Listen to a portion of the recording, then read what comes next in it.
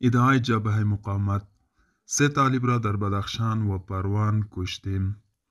جبهه مقاومت ملی افغانستان مدعی شده است که 3 جنگجوی طالب را در ولایت‌های بدخشان و پروان کشته شده است.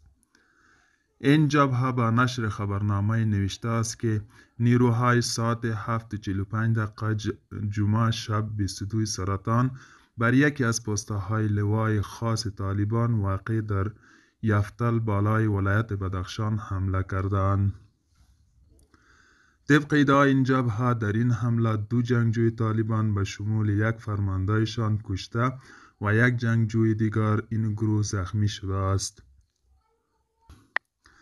در همین حال جبهه مقاومت افزوده است که نیروهای ساعت 11:25 شب گذشته موتر گشت طالبان را در ساحه چینکی در مربوطات ولسوالی سیدخیل ولایت پروان مورد حمله قرار داده‌اند. این جبهه تصریح کرده که در این حمله نیز 1 طالب کشته شده است و 2 طالب دیگر زخم برداشته اند. در خبرنامه آمده است در این عملیاتها به نیروهای جبهه مقاومت ملی آسیبی نرسیده است. پیش از این جبهه مقاومت ملی از حمله بر فرماندهی امنیه طالبان در ولسوالی شهدای ولایت بدخشان نیز خبر داده بود.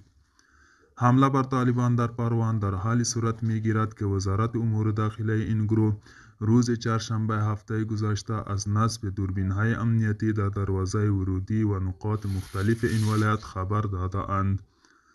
پروان و بدخشان از جمله ولایت‌هایی میباشند که جبهه آزادی و جبهه مقاومت ملی افغانستان در آنها فعالیت‌های گسترده دارند.